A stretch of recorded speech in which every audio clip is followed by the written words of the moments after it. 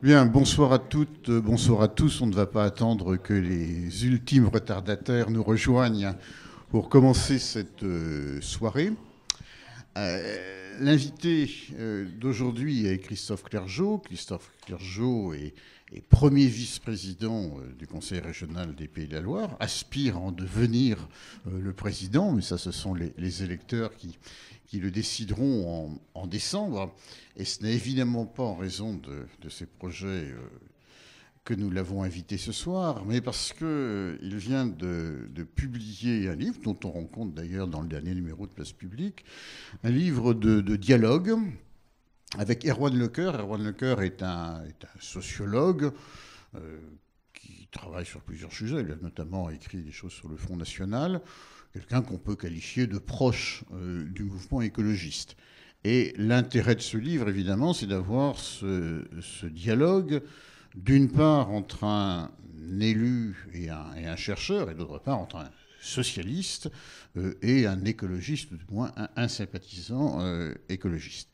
Et ce livre, qui est assez bref, aborde, on peut dire, l'ensemble des points de friction, mais friction au sens premier du mot, où il y a frottement entre la pensée socialiste et écologiste, donc à la fois les ressemblances, les convergences et puis les divergences.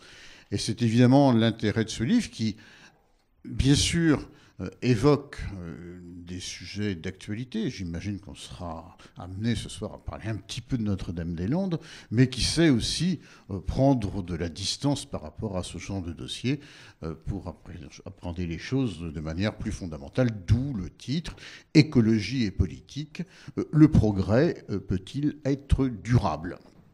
Donc la soirée va se passer comme nous avons l'habitude de le faire. D'abord une conversation entre nous trois. Donc, nous avons Gabriel Vitré, le secrétaire général du Conseil de développement parmi nous. Et puis après cette heure de dialogue, cette heure de conversation publique, et bien sûr, la salle aura la parole et vous pourrez poser toutes les questions, apporter la contradiction à l'intervenant, témoigner, enfin dire tout ce que vous avez sur le cœur. Christophe Clergeau, emparez-vous non, peut-être de ce micro-là pour que Gabriel ait le sien.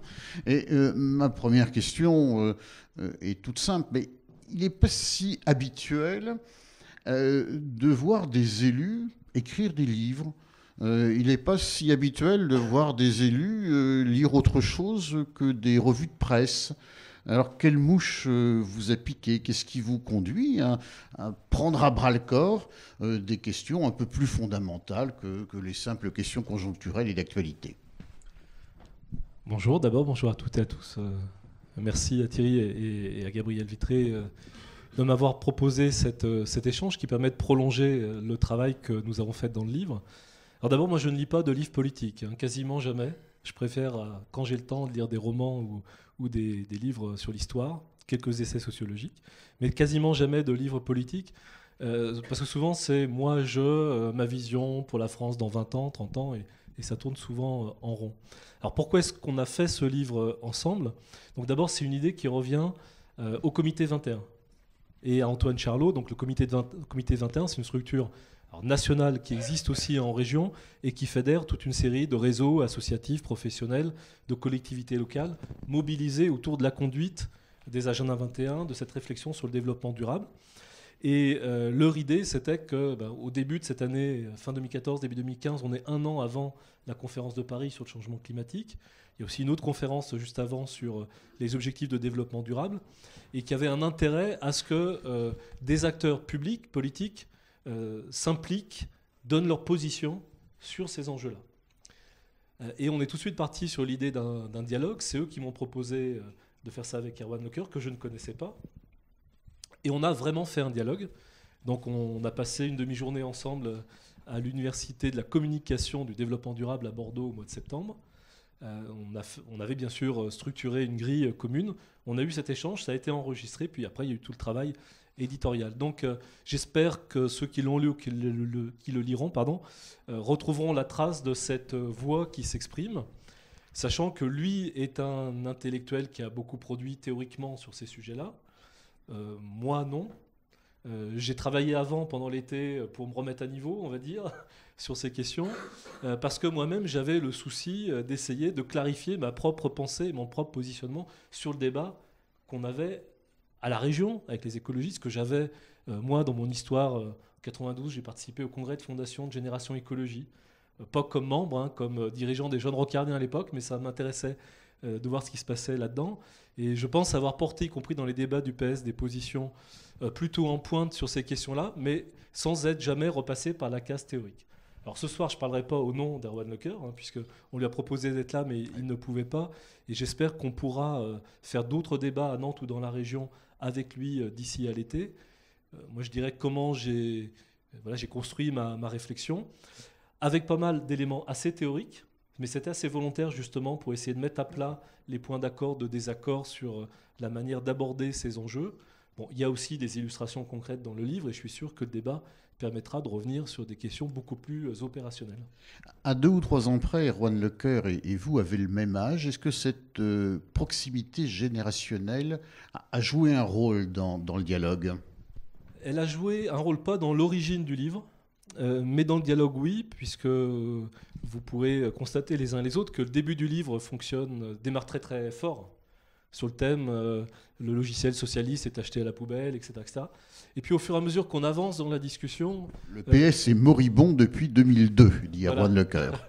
Et donc au fur et à mesure de la discussion, on découvre qu'avec des choix politiques différents, on puise notre inspiration dans des racines qui sont en partie communes, notamment l'histoire de la deuxième gauche en France, le mouvement associatif, la décentralisation, les pouvoirs locaux, l'histoire de la CFDT, les débats au sein du mouvement socialiste, mais qu'on n'a pas fait les mêmes choix de comment prolonger cette histoire-là.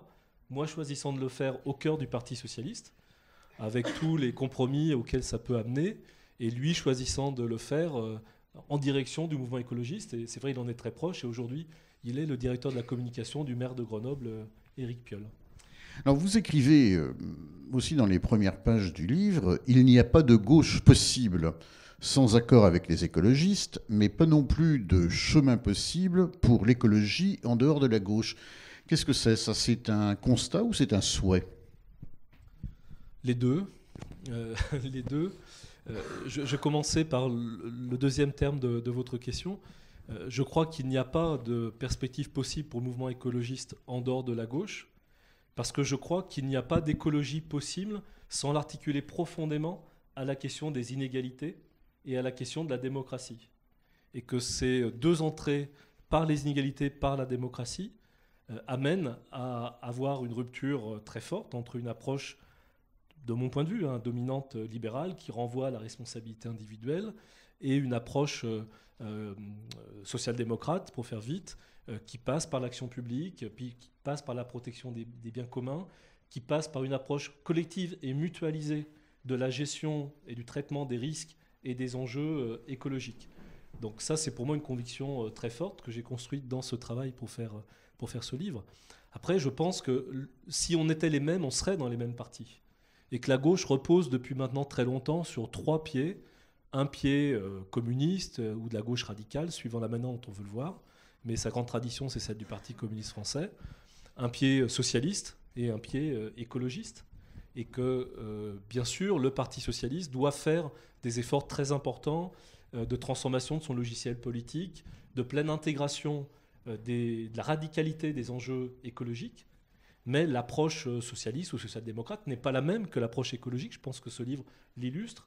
Et donc, on a besoin de cette diversité d'éclairage pour construire ensemble un chemin de transformation sociale qui soit riche et qui s'appuie sur une diversité de points de vue sur la transformation sociale et d'expériences de terrain. Alors précisément, vous écrivez un peu plus loin qu'il faut creuser la discussion entre socialistes et écologistes. Bien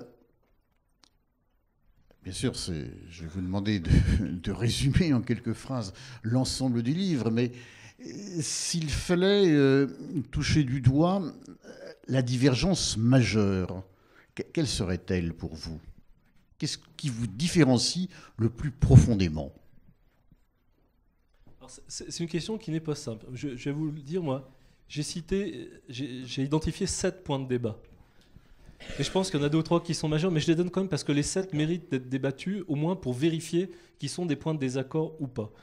Le premier, c'est la question de la relation entre la nature et l'humanité. Voilà, je ne dis pas que les écologistes sont pour la nature contre l'humanité, mais c'est un point de clarification nécessaire. Le deuxième, il est sur décroissance et développement. Est-ce qu'on peut penser à une poursuite du développement qui est compatible avec le fait d'assumer les enjeux écologiques ou pas?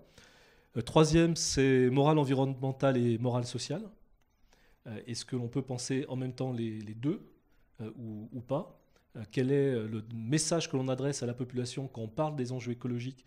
Est-ce que c'est un message de construction partagée et de responsabilisation, ou est-ce que c'est un message de stigmatisation et de culpabilisation?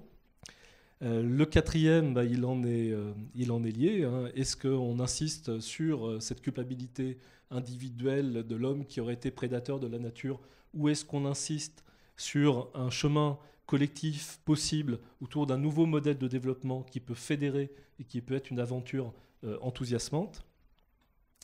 Le cinquième, c'est ce que j'appelle la contrainte et le pouvoir des sachants contre la démocratie. Il y a quand même un grand philosophe, souvent revendiqué par les écologistes, qui s'appelle Hans Jonas, qui a écrit à peu près que face à la folie des hommes et leur incapacité à gérer les équilibres planétaires, une suspension provisoire de la démocratie pour rétablir la lucidité de la connaissance sur la nature pouvait être souhaitable, même si ce n'était qu'un temps provisoire. Sur ces 5 points-là, je ne dis pas que ce sont les éléments de l'identité du mouvement écologiste. Je dis que ce sont des points qui font ou qui ont fait débat au sein du mouvement écologiste et au sein de la gauche. Et après, pour moi, les plus importants, c'est la place des inégalités dans le paradigme écologique, comment on articule la question de la confrontation aux enjeux environnementaux et la question des inégalités. Moi, je me reconnais très fortement dans les travaux d'Éloi Laurent, qui dit qu'il y a un lien de construction entre inégalités et déséquilibres environnementaux, et qu'il n'y a pas de possibilité de traiter les uns sans traiter simultanément les autres. Et je ne crois pas que socialistes et écologistes y répondent de la même manière, même si chacun a une réponse. Et le dernier point, qui est là aussi, je pense, un point de débat important, c'est sur la manière de concevoir le changement dans la société. J'étais assez étonné dans l'échange, vous y ferez peut-être référence à un moment, Erwan Lecoeur met en avant l'idée qu'il aurait fallu un choc encore plus fort que la crise financière pour permettre l'effondrement d'un monde ancien et l'avènement d'un monde nouveau et d'un nouveau modèle. Et il le dit, après qu'on en ait reparlé, après avoir corrigé sa copie, vraiment de manière délibérée.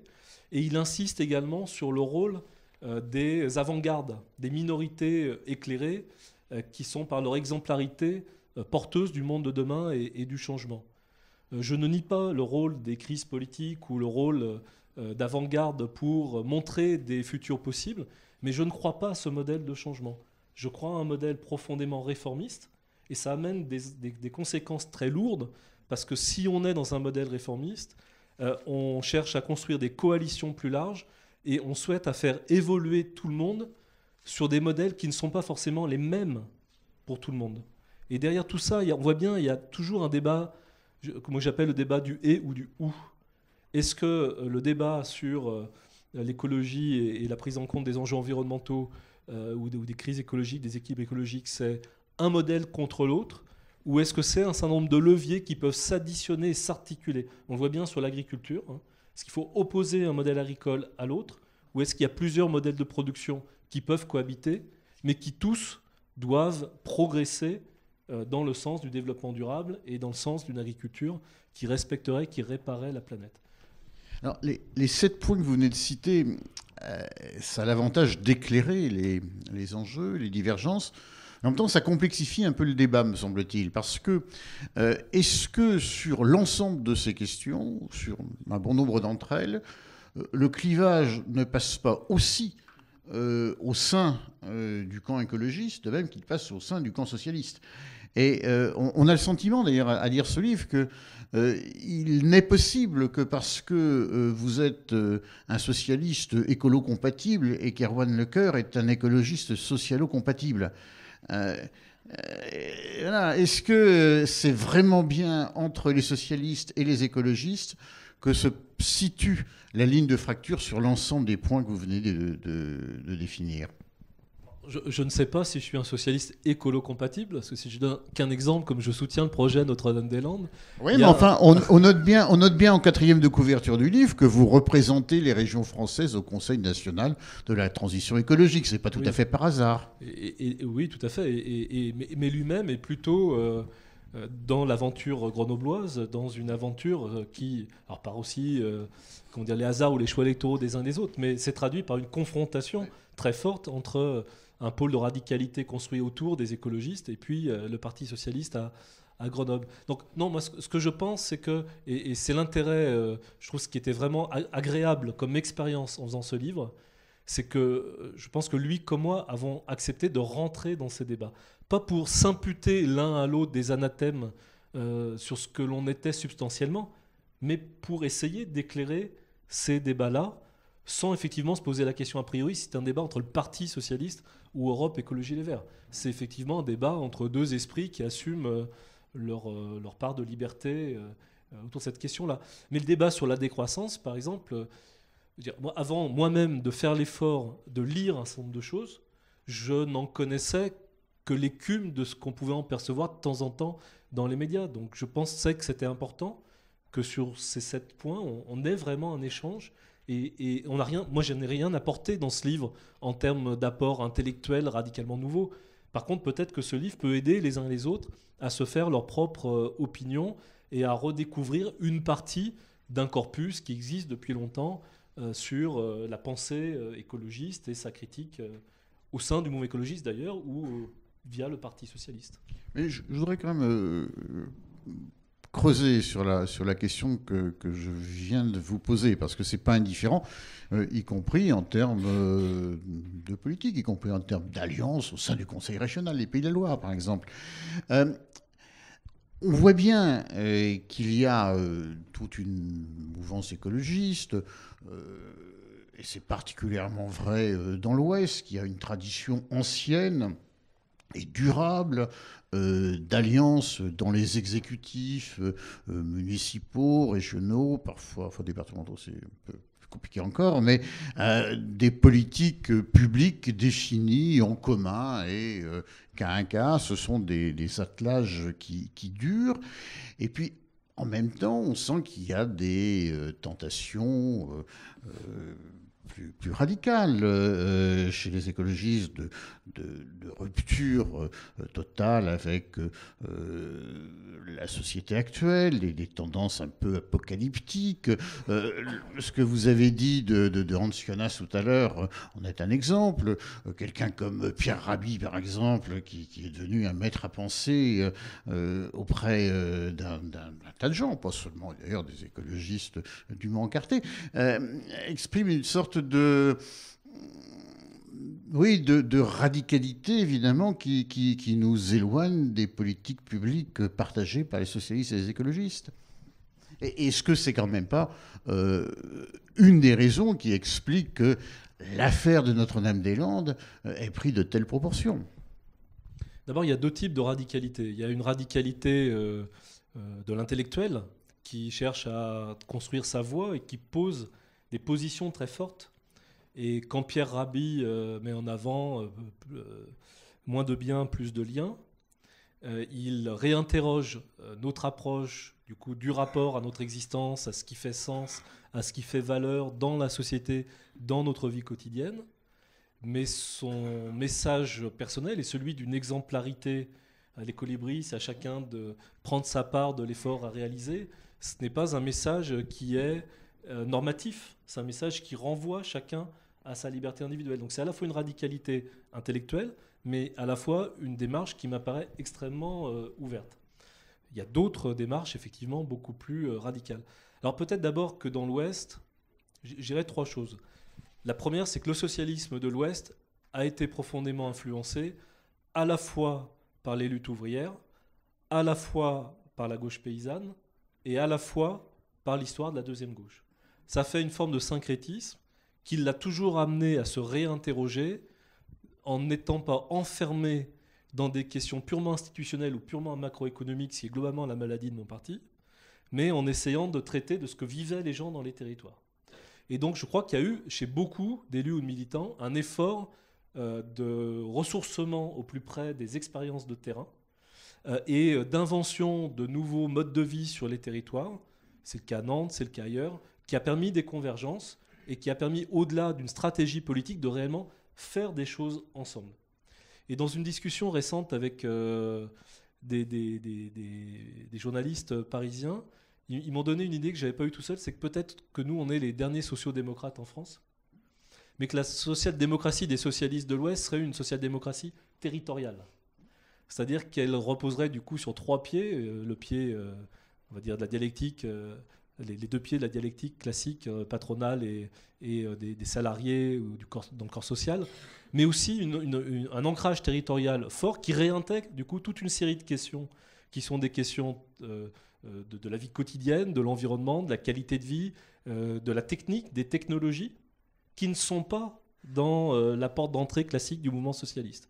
Et moi, dans mon parcours personnel, avant de me plonger dans ces écrits-là, parce que j'ai travaillé sur d'autres sujets autour du principe de précaution, des politiques publiques de sécurité des aliments, j'étais fortement marqué par les travaux de Bruno Latour, qui voit l'ensemble du social comme des couples socio-techniques, et la nature et la technique étant intriquées. Donc, pour Bruno Latour, c'est l'homme, la technique et la nature sont une seule entité qui, évidemment, à chaque fois qu'un déséquilibre frappe l'un, l'autre en souffre immédiatement, et que la société ne s'appréhende que par ces alliances naturelles, techniques et humaines. Et peut-être qu'on a pratiqué ça à travers l'importance donnée à l'expérimentation territoriale. Et y compris, du coup, Erwan Lecoeur avait des jugements très négatifs sur ce qu'il avait vécu, lui, à Grenoble, ou ce qu'il voyait de la gauche ailleurs, mais un jugement, pas idyllique, mais intéressé par le type de dialogue et d'échange, de coopération conflictuelle, disait Jean-Philippe Agnin, qui avait pu se nouer dans l'Ouest. Alors, justement, enfin, vous y avez fait allusion tout à l'heure, cette coopération conflictuelle, durable et assez répandue dans l'Ouest, elle vole en éclats sur un sujet qui, somme toute, est peut-être pas si important que ça. C'est Notre-Dame-des-Landes. Alors, Erwan Lecoeur, non, je dis c'est pas si important que ça, je sais bien que ça fait sourire et ça suscite des remous, enfin, c'est quand même pas l'alpha et l'oméga de la vie politique, me semble-t-il. C'est un projet d'aménagement comme il y en a beaucoup d'autres. Alors, Erwan Lecoeur avance des arguments qui sont connus en disant c'est un vieux projet, c'est un projet daté, c'est un projet périmé, c'est un projet qui remonte à l'optimisme économique et technologique des 30 Glorieuses. Et vous dites, oui, mais attention, c'est plus du tout le même projet que celui des années 70. N'empêche que si cette affaire a pris une telle importance, et si elle n'est pas sans menacer les alliances politiques, on va le voir très probablement au mois de mars, hein, aux élections Conseil général, c'est que derrière l'opposition des arguments sur le bien fondé ou pas technique du transfert de cet aéroport, il y a quelque chose de plus passionnel qui joue. Il y a quoi? Ces deux visions du monde qui sont aux prises l'une avec l'autre. Moi, je ne vais pas rentrer dans le détail du projet ce soir, sauf si vous me relancez. Non, c'est pas le sujet. C'est pas le sujet. Que signifie ce débat, voilà. Je pense qu'il y a 2 manières de l'aborder, effectivement. Indépendamment de son bien fondé. Hein. Soit on l'aborde comme une ligne de front.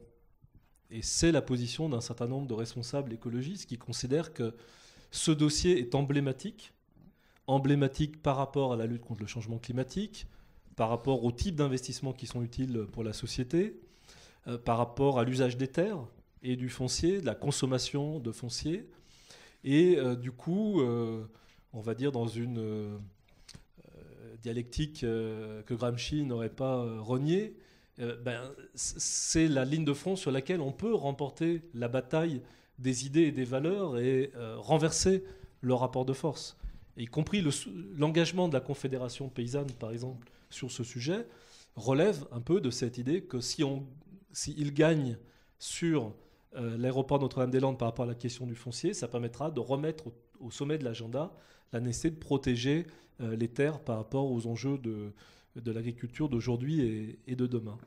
Et puis il y a une autre manière de l'aborder, qui est de dire effectivement que c'est un projet parmi les autres, y compris, moi je défends l'idée, mais qui est contestée, qu'aujourd'hui le trafic aérien, c'est entre 2 et 3% au niveau mondial de la contribution aux émissions de gaz à effet de serre, qu'apparemment c'est plutôt 6 ou 7 en Europe, dans les pays développés. Les uns et les autres reconnaissent qu'il y en a une part qui est incompressible, puisque, à part quelques rares, il y en a, radicaux qui défendent l'idée qu'on pourrait vivre sans transport aérien. Le débat, il est plutôt sur l'usage raisonné du transport aérien. Donc il y a de toute façon une part qui est incompressible. Et donc si on pense qu'il y aura un développement du trafic aérien dans les décennies qui viennent, parce qu'il y aura une aspiration très forte à la mobilité, etc., indépendamment des évolutions des technologies des avions et tout, on peut penser que oui, le trafic aérien pourrait se développer de manière maîtrisée et raisonnée, et que comme ça touche sur des limites importantes, on peut avoir une stratégie globale de réduction d'émissions de gaz à effet de serre qui devra se traduire par des efforts plus importants ailleurs. Alors pourquoi ce débat il est extrêmement intéressant ? Bruno Rebel a proposé une autre approche du développement durable. Bruno Rebel, il faut peut-être préciser. Alors multiples casquettes, ancien directeur de Greenpeace en France, mais ancien collaborateur de Ségolène Royal dans la campagne de 2007, aujourd'hui expert indépendant, entre guillemets. Il a proposé une analyse des enjeux de développement durable autour de ce qu'il appelle 4 capitaux. Le capital naturel, le capital technique et financier, le capital humain et le capital, on va dire, social ou relationnel. Et lui, ce qu'il dit, c'est évidemment, il ne faut pas brader l'un pour l'autre, c'est-à-dire on ne va pas détruire la nature au nom du bien-être humain. Il faut préserver les équipes de chacun et chercher à accroître chacun. Mais ce qu'il dit aussi, c'est que, et je ne veux pas l'embarquer dans l'idée que lui serait favorable à l'aéroport, ce n'est pas mon propos, mais ce qu'il dit aussi, c'est que voilà, si on traite du capital naturel, il faut avoir un diagnostic, il faut avoir un T0, ça nécessite d'ailleurs des besoins de connaissances extrêmement importants, et il faut être capable de se dire, à 5 ans, comment peut évoluer ce capital naturel ? Est-ce qu'il y a des domaines dans lesquels il va se dégrader, des domaines où au contraire on va pouvoir le renforcer ? Et est-ce qu'on trouve un équilibre intelligent ou est-ce que cet équilibre n'est pas tenable ? Et moi je voudrais qu'on puisse aller au bout de ces débats-là pour ne pas être dans une vision purement totémique ou symbolique de ce débat, que je comprends politiquement par ailleurs, mais qu'on puisse instruire totalement tous ces éléments objectifs. Je voudrais reposer la même question, mais de manière un peu différente. Moi, j'ai longtemps cru que l'alliance entre socialistes et écologistes, notamment dans notre région, était durable. D'abord parce que c'est l'intérêt bien compris de chacun, et puis parce que d'autre part, il n'y a pas de divergence si fondamentale que ça. Il y a plutôt des différences d'accent, c'est plutôt la manière dont on déplace le curseur. Alors évidemment avec des bisbilles tactiques à tel ou tel moment, mais bon, on finit toujours par s'arranger. Et puis, cette histoire de Notre-Dame-des-Landes, ça fait penser un peu à autre chose. C'est qu'il y a, un choc des imaginaires, un choc des visions du monde.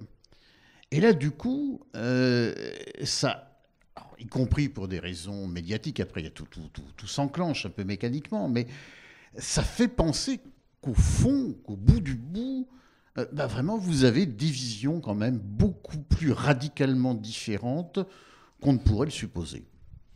Moi, je ne pense pas. Je ne pense pas. Et je vous donnerai deux exemples justement de comment j'aimerais pouvoir aborder ces sujets-là. On a eu un débat il n'y a pas longtemps sur le projet de parc naturel régional de l'estuaire de la Loire et du lac de Grandlieu, où le débat démarrait Place publique, il y a même consacré un hors-série. Le débat démarrait sur faut-il une réserve naturelle nationale dans le parc naturel régional ou pas.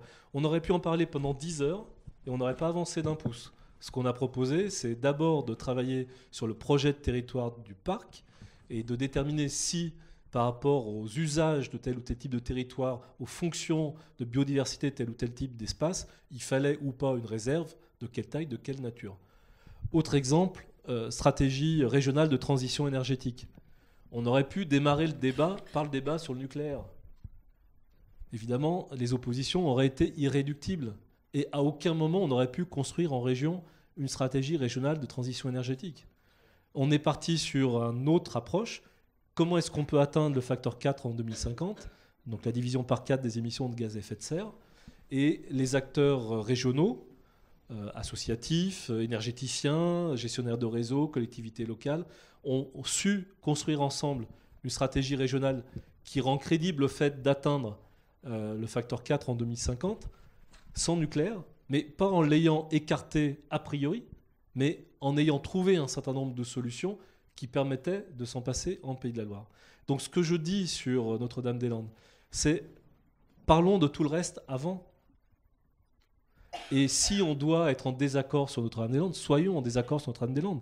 On l'a été déjà dans le passé, ce n'est pas grave, mais identifions ce qui rassemble et ce qui différencie pour voir quel est l'espace du commun. Et je crois que dans ce pays, on a besoin de donner la primauté à la construction du commun par rapport à notre attachement à la dispute. Et je crois que cette région est plus attachée à la construction du commun, à la capacité à partager, à coopérer ensemble, est plus attachée à ça qu'à une logique de confrontation. Et même si au final on n'est pas d'accord à cause de Notre-Dame-des-Landes, au moins on ne sera pas dans le débat le logiciel des uns est foutu, les autres sont à mettre à la poubelle, les uns sont des dangereux Khmer verts et les autres sont des dangereux productivistes. On aura isolé l'objet de notre désaccord et on l'aura relativisé, même s'il peut amener à des désaccords. Et je n'oublie pas qu'en 2010, il y a eu des listes séparées, mais on a ensuite exercé les responsabilités en commun à la région. Ça a été le cas aussi à Nantes. Alors par contre, et puis je termine par là pour vous rendre la parole, moi ce que j'ai vécu et ce que je vis encore, c'est que la confrontation forte de 2010, sans avoir eu avant tous ces débats-là, a amené à une incompréhension sur beaucoup de sujets et à un choc de culture, je ne sais pas, chez certains, de part et d'autre, de présupposer qu'il a été extrêmement difficile de dissiper. Ça ne nous a pas empêché de travailler, de voter les budgets, de faire des politiques énergétiques, agriculture durable, développement économique, de formation, tous ensemble. Mais ça a été un frein à une appropriation collective des enjeux écologiques. Donc moi, ce que je souhaite, c'est qu'on puisse aller avant l'élection, d'ici à l'été, au bout de ces débats-là, pour que, quels que soient les choix stratégiques des uns et des autres, ils soient faits en mettant à leur place les désaccords. Que ce soit les désaccords avec les écologistes ou que ce soit les désaccords éventuels avec les communistes. Changeons de sujet, d'autant plus qu'il n'est pas impossible qu'au cours de la conversation, la question de Notre-Dame-des-Landes revienne sur la table. Vous écrivez vers le milieu du livre « Le temps de la société horizontale est venu ». C'est un sujet qui revient après sur le mode de gouvernance, sur le rapport entre les élus et la population. Alors qu'appelez-vous la société horizontale ? D'abord, le politique ne peut pas tout. Donc ça, c'est un premier point qui me paraît extrêmement important. Les élus ont des responsabilités, les élus ont des capacités d'action, mais le temps où il suffisait de gagner les élections et de faire voter des lois ou de signer des décrets pour changer le pays, je ne sais pas s'il a existé un jour. En tout cas, dans mon parti, on y a cru pendant longtemps. Peut-être que certains y croient encore. Moi, je crois que ça n'existe pas. Donc, le changement, qu'il soit national ou sur un territoire, il dépend de la capacité de tous ceux qui ont des moyens d'agir, de se mettre en réseau sur une base a priori égalitaire. Une base a priori égalitaire, ça ne veut pas dire que les élus arrêtent de décider ou que chacun n'exerce pas ses responsabilités, mais que chacun reconnaît la parole et l'expérience des autres et qu'on est capable de construire ensemble dans des logiques d'expérimentation, dans des logiques encore du « et » plutôt que du « ou ». La bonne stratégie de développement des énergies renouvelables n'est pas la même dans le Massif central, en Pays de la Loire ou dans le Nord-Pas-de-Calais. Donc jusqu'à quel point est-ce qu'on peut penser une stratégie uniforme nationale ? Je n'en suis pas sûr. Et au sein même de notre région, il y a l'éolien en mer au large de nos côtes, il y a le petit hydrolien dans les anciennes rivières de la Sarthe qui avaient des moulins à eau de tout temps qui ne les ont plus. Il y a l'éolien terrestre dans l'ensemble de la région. Il y a du photovoltaïque possible à certains endroits, etc., etc. Donc je crois à une diversité de réponses, à une combinaison d'initiatives et à un intérêt à faire circuler les informations et les expériences en permanence, non pas pour généraliser une solution qui serait la bonne solution, mais de combiner les pistes les plus pertinentes. Je dis aussi dans le livre qu'il ne faut pas avoir de la biodiversité que pour la nature, il faut avoir aussi de la biodiversité des solutions. Quand vous pensez qu'il y a une solution, vous êtes foutu. Parce que 10 ans ou 20 ans plus tard, votre solution, elle est de toute façon démonétisée. Et que si vous voulez être en capacité de faire évoluer l'action publique locale, il faut faire vivre un stock diversifié de solutions et les faire monter ou baisser au fur et à mesure de la transformation du réel, de la transformation des environnements externes. Et alors là, un des points de débat avec les écologistes, c'est que parfois, je sens beaucoup de dogmatisme chez certains écologistes qui pensent que cette solution est la solution, ou que le traitement des enjeux environnementaux passe nécessairement par la loi ou par la réglementation. Donc il en faut souvent, parce que la norme est protectrice, mais la norme, elle enferme aussi, et on voit à quel point elle peut être instrumentalisée, comme au judo, pour en faire un prétexte pour la contester et pour l'annihiler. Alors c'est un débat difficile, parce qu'on nous dit expérimentation, chacun fait un pas, mais si on n'agit pas assez vite face à une urgence climatique, on ne sera pas à la hauteur des enjeux. Et en même temps, moi je vois que quand la parole politique, elle est sur la norme, elle est sur l'obligation, elle est sur la culpabilisation, elle est sur l'impératif catégorique, je ne sais pas si ça marche dans d'autres pays, mais en tout cas, ça ne marche pas en France. Et souvent, on fait reculer les prises de conscience et les comportements réels plutôt que de les faire avancer. Donc oui, je suis, sans nier le rôle des élus, pour une vision très proche du terrain, très diversifiée dans les formes d'action, laissant beaucoup d'initiatives aux acteurs sur les territoires. Alors j'imagine que c'est pour cette raison que la transformation politique, vous la voyez en termes de coalition. Vous écrivez comment relier des forces politiques, des forces sociales, des acteurs intellectuels et des experts pour proposer un modèle suffisamment puissant pour qu'à un moment, il apparaisse comme un choix crédible et désirable. Alors quand je parle de coalition, je ne parle pas de coalition politique, au sens coalition électorale, mais bien de rassemblement majoritaire dans la société. Alors ça renvoie quand même à la question du développement. Parce que si on ne peut pas se mettre d'accord sur ce qu'est le projet de développement d'un territoire, il ne peut pas y avoir de coalition majoritaire. Et donc le débat sur la nature du développement et le débat sur croissance et décroissance est un préalable à la mise à jour d'un projet de développement durable qui puisse fédérer des acteurs diversifiés. Donc j'en redis juste un petit mot. D'abord, aujourd'hui, développement, ça veut dire croissance, alors que pour moi et pour beaucoup d'acteurs ou de penseurs, développement, ça veut dire bien-être. Donc derrière ça, il y a une revisite complète des modes de vie, des modes de production, de la nature des politiques publiques que l'on développe. Et si on pense bien-être, si on pense capacité au sens de Sen, Amartya Sen, ça nécessite d'autres indicateurs de richesse qui sont en rapport avec une autre vision de ce qui est bon et de ce qui est juste dans la société. D'où le débat alors, sur les objectifs de développement durable. La région en a adopté il y a quelques mois et parallèlement à la COP21, il y a un processus mondial sur la définition d'objectifs de développement durable et sur les indicateurs de richesse. Et ces objectifs de développement durable, s'ils n'ont pas dans leur cœur la réponse à des besoins sociaux et le traitement des inégalités, ils se traduiront par une domination d'une pensée magique naturelle contre la société.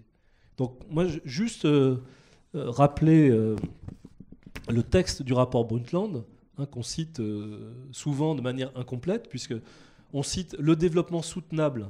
Donc il y a deux traductions, comme vous le savez, moi je préfère celle-là. Le développement soutenable est un développement qui répond aux besoins du présent sans compromettre la capacité des générations futures de répondre aux leurs. Mais on s'arrête là généralement.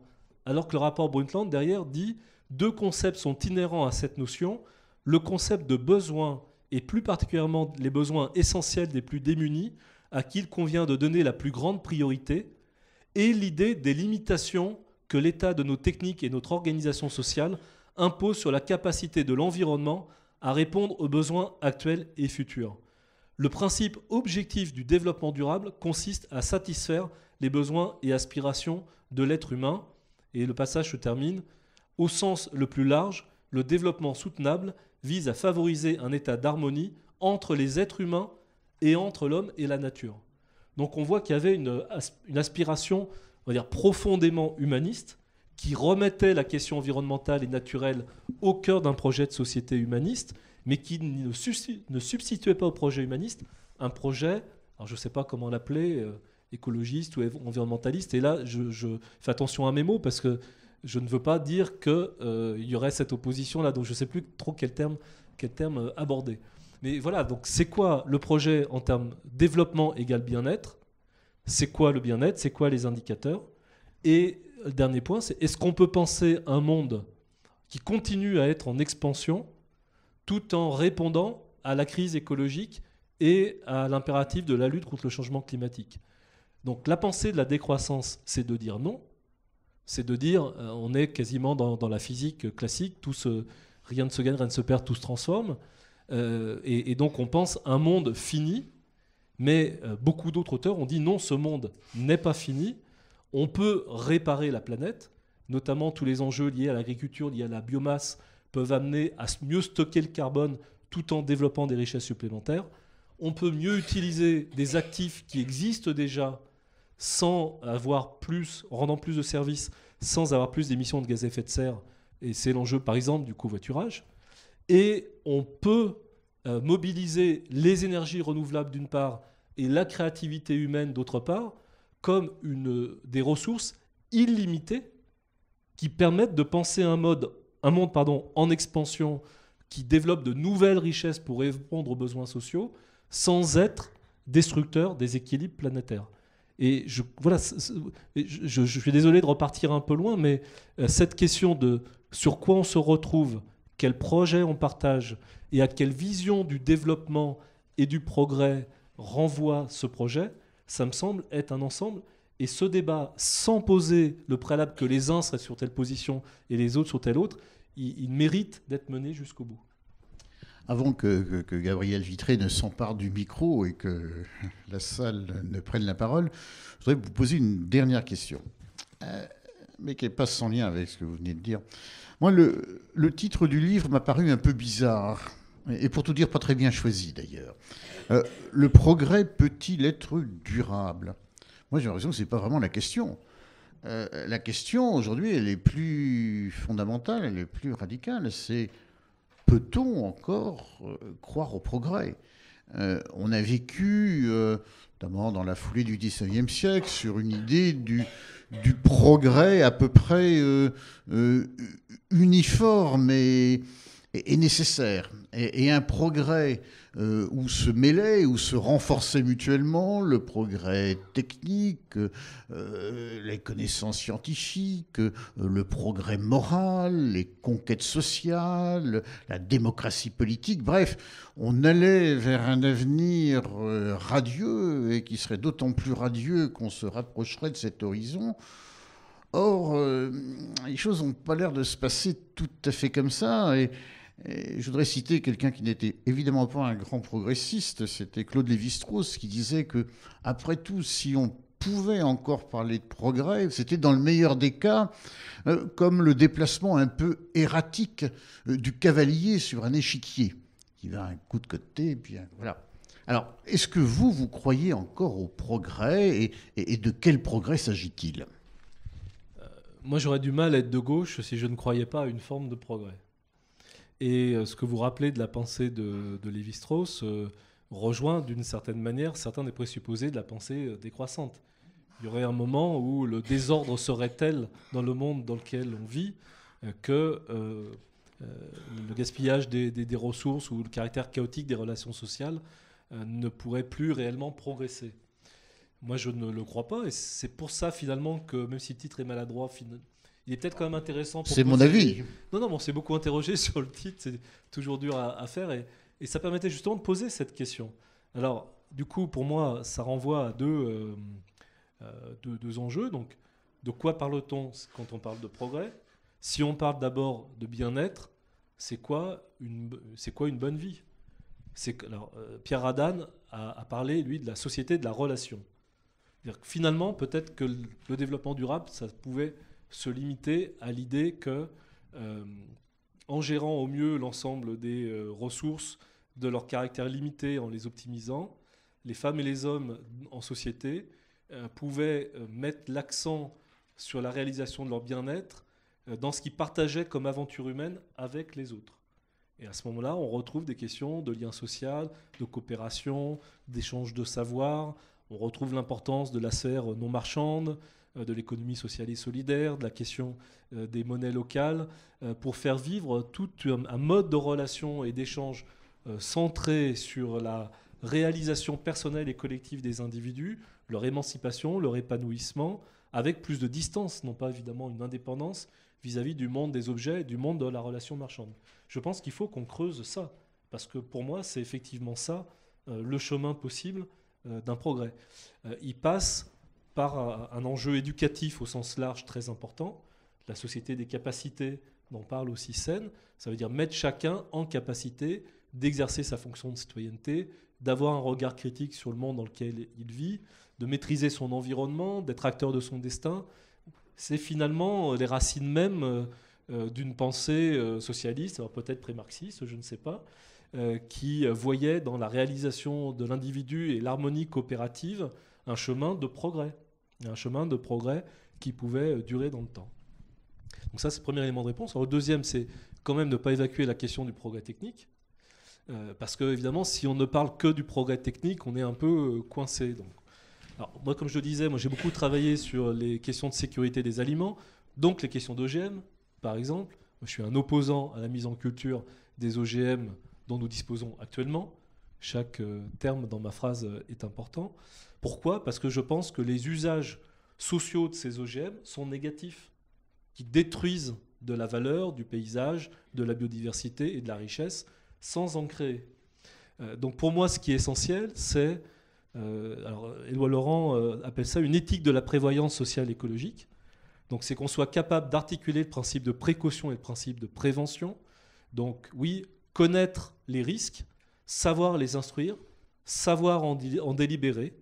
Quand ils sont encore inconnus, prendre des mesures temporaires de protection, c'est le sens du principe de précaution. Et quand ils sont connus, prendre des mesures de gestion, c'est le sens de la prévention. C'est vrai dans le domaine environnemental, c'est vrai dans le domaine sanitaire, et la question de la santé environnementale est d'ailleurs une question tout à fait majeure et de plus en plus aujourd'hui. Mais ça suppose, pour que ce soit possible, que la science sur les risques soit disponible.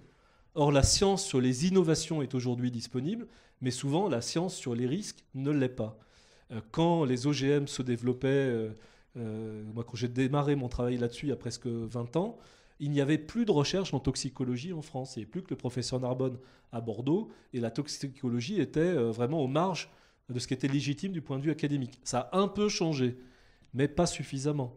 Donc il faut que cette science soit disponible, il faut qu'il y ait de la contre-expertise pour pouvoir donner une parole, permettre une parole hétérodoxe de s'exprimer, et il faut qu'il y ait un accord sur des procédures démocratiques de mise en débat des risques, et des procédures qui peuvent rester ouvertes relativement longtemps tant que la connaissance sur les risques n'est pas totalement acquise. Et donc ça, pour moi, il y a le progrès donc, en termes de bien-être, mais continuer à avoir confiance dans ce que peut être le progrès de la technique, pour moi, c'est indispensable, mais ça passe par une capacité collective à étudier les risques et les usages sociaux des sciences et des techniques en même temps que les innovations et à en délibérer démocratiquement pour en faire des choix politiques et non pas des choix d'experts. Je vais faire un peu l'ancien. Parce que moi, faut faire ce qu'on a. Hein. Mais parce que je suis de la même génération que Thierry, hein, donc c'est pour ça que je dis ça. Mais sans doute beaucoup plus âgé que vous. Moi, quand j'ai lu votre livre, j'ai eu un petit parfum des années 70. À cette époque-là, on n'avait pas Pierre Rabhi, on avait Lanza del Vasto, on lisait pas Terra Eco, on lisait Le Sauvage ou La Gueule ouverte. Mais se jouait toujours le même débat entre l'utopie radicale et le réformisme. Grosso modo, on est un peu toujours sur cette opposition-là, et vous êtes clairement dans le camp des réformistes. Est-ce qu'un certain nombre d'enjeux environnementaux aujourd'hui qui peuvent devenir plus urgents sont pas en train de donner raison, peut-être, à une forme de radicalité dans les mesures à prendre, et que du coup, ça peut se traduire aussi d'ailleurs dans des alliances politiques. Vous n'allez pas vous trouver finalement dans une nouvelle manière d'appréhender ce débat radicalité-réformisme? Bon, d'abord, les années 70, des fois, c'est sympa. Hein. J'écoute encore Supertramp, Dalida ou d'autres. Je pensais plutôt Rolling Stones, mais... Chacun sa culture. Mais c'était vrai dans les années 70, c'était vrai dans les années 50, c'était vrai dans les années 30, c'était vrai dans toute l'histoire de la gauche dans ce pays. Donc le débat entre réformiste et révolution, radicalité, il existera toujours. Une des difficultés que l'on a, c'est qu'on est face à une urgence. Et donc il y a une radicalité de l'interpellation de la crise écologique, une rapidité du changement climatique, un épuisement des ressources naturelles, donc qui nécessite des changements radicaux. Donc le débat, pour moi, il n'est pas sur la radicalité des changements à mener, il est sur la manière d'en réunir les conditions. Alors, c'est toujours une dialectique très compliquée, parce que ce que j'ai dit rapidement tout à l'heure, sur l'agriculture par exemple, si on me dit on va trop lentement, donc on n'est pas à la hauteur des enjeux, mais si en voulant aller trop vite, on s'affronte à une opposition radicale qu'on ne saura pas gérer, parce que je ne sais pas si la société est aussi horizontale que je le souhaite, mais elle l'est devenue quand même beaucoup. Et les acteurs, notamment économiques, ont aujourd'hui une autonomie très forte. Donc comme je ne crois pas à une société policière ou à une société où la réglementation pèse beaucoup plus fortement sur les comportements humains, je ne crois pas à un chemin autre que celui de l'adhésion. Donc là où on peut avoir une discussion intéressante, c'est est-ce qu'on prend les bons moyens pour faire adhérer suffisamment vite? Je donne un exemple, comparaison de vaut pas raison, mais parce qu'à San Francisco, ils ont du mal à penser développement durable, mais quand ils s'occupent d'un truc, ils s'en occupent à fond. Donc quand la ville de San Francisco, avec les mouvements écologiques ou environnementaux, s'est lancée sur la question du recyclage des déchets, leur technique était très simple, c'est on prend un quartier, on met en place le dispositif de tri sélectif, il y a une action de la municipalité, il y a une action conjointe des activistes, des militants associatifs, etc. Et tant qu'on n'a pas atteint un niveau de recyclage des déchets à 80 ou 90% sur le quartier, on ne quitte pas le quartier.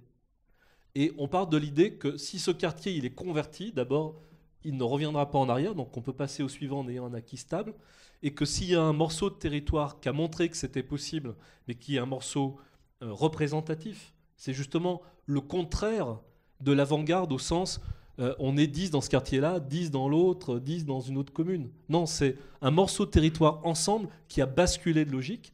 À ce moment-là, on peut faire une vraie exemplarité parce que ça concerne tout le monde. Et c'est pour ça que je pense que la question de la santé environnementale est un sujet intéressant, important, à la fois parce que c'est un sujet d'urgence.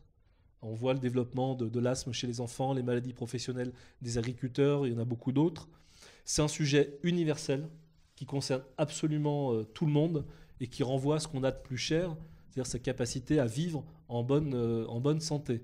Et donc c'est un sujet sur lequel on peut partager et en faire un levier de transformation des pratiques, au moins autant que la question du tri sélectif des déchets, de la consommation d'eau ou du mode d'énergie chez soi. Je voudrais revenir aussi sur la question du progrès technique que vous avez évoqué avec Thierry. Il y a aujourd'hui, vis-à-vis de la science, une espèce de crainte, enfin, notamment chez les plus jeunes. Même le mot science est devenu quelquefois un peu, je dirais pas un gros mot, mais un mot comme chimie, par exemple, est devenu très, très négatif, alors qu'il a été longtemps synonyme de progrès. Et là, dans le livre, vous dialoguez avec un sociologue. C'est pas neutre. Les gens des sciences sociales s'expriment beaucoup. ils se battent comme des chiffonniers sur les réseaux sociaux, dans la presse, etc. Vous ne l'avez pas fait avec un physicien, avec un chimiste. Quelle est la place des scientifiques aujourd'hui, à gauche ou au PS? Quel rôle ils jouent? Est-ce qu'ils ont une parole, en tout cas audible aujourd'hui? Bon, d'abord, moi, un de mes grands problèmes personnels dans ma vie politique, et y compris dans ma propre organisation, c'est ce que je disais tout à l'heure, c'est que les seuls sujets qui mobilisent vraiment, c'est les sujets institutionnels et les sujets macroéconomiques. Donc ça, on peut passer 2 ans à discuter de savoir s'il faut baisser ou augmenter les charges sociales de telle catégorie parce que ça coûte X milliards, mais un débat sur la place de la science dans la société, j'en ai jamais connu au sein du Parti socialiste. Des débats sur les enjeux environnementaux et écologiques, il y en a eu plus dans la période récente, mais plutôt sous contrainte que par une démarche volontaire. Là, je parle du cœur de l'organisation. Il y a toujours eu des gens qui l'ont porté. Et des débats sur les libertés individuelles, les choix de vie, le mariage pour tous, etc. etc.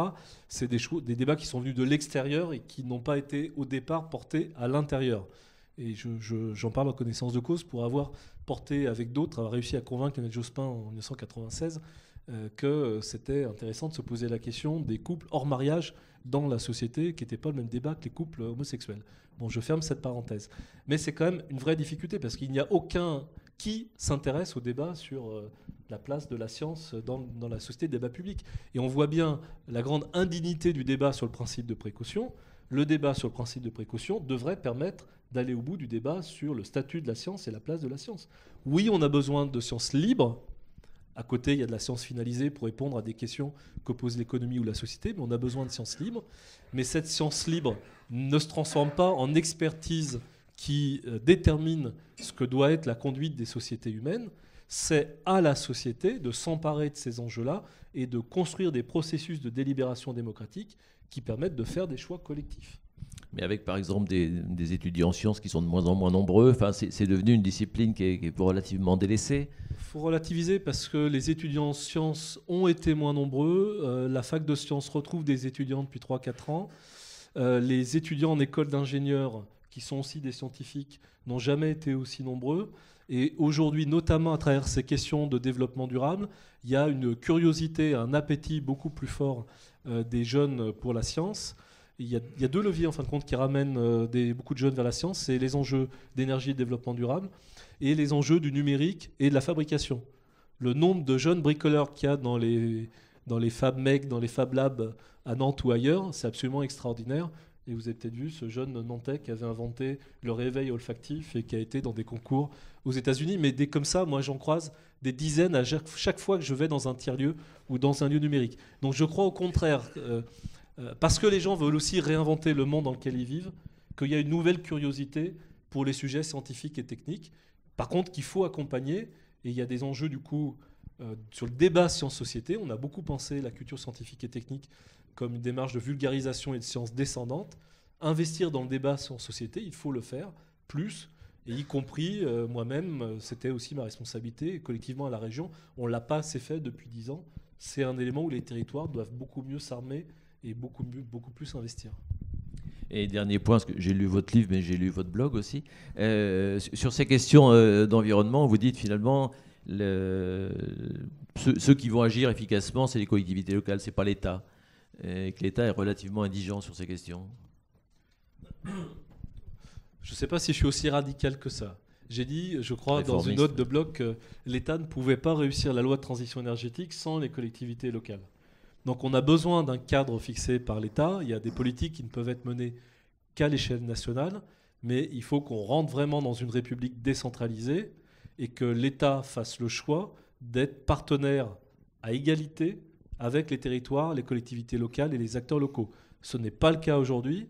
On est toujours dans le néo-jacobinisme, le commandement à distance. Michel Piron, député centriste du Maine-et-Loire, lui parle de la revanche normative de l'État qui, là où il n'a plus les capacités concrètes à agir, remet de la norme et de la loi. Alors, je donne un exemple très concret. Pour aller plus loin dans la rénovation énergétique donc, du bâti ancien, on avait besoin d'un produit bancaire nouveau. Pourquoi ? Parce que la plupart des rénovations énergétiques sont plutôt entre 10 000 et 20 000 euros en budget. Et il n'y a pas de produit bancaire sur 15 ans ou 20 ans pour des montants aussi faibles. Si vous faites 50 à 100 000 euros de travaux, vous avez un prêt immobilier sur 10 ans, ou 15 ans ou 20 ans, c'est possible, mais pour 15 000 euros, vous ne l'avez pas. Et donc là, à Paris, la discussion entre les banques et l'État était impossible. On l'a fait en Pays de la Loire. Là, dans les jours qui viennent, les banques de la place régionale vont mettre sur le marché un produit prêt maximum de 20 000 euros sur 15 ans pour permettre à tout le monde de faire des travaux de rénovation énergétique avec des niveaux de mensualité qui sont en rapport, peut-être pas exactement au niveau, mais en rapport avec les économies d'énergie réalisables, et donc qui offrent un levier d'accélération très forte des travaux et donc de la transition énergétique.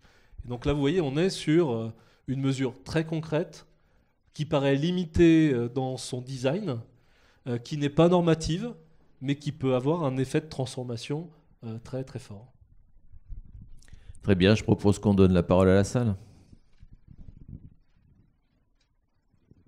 Oui, bonjour.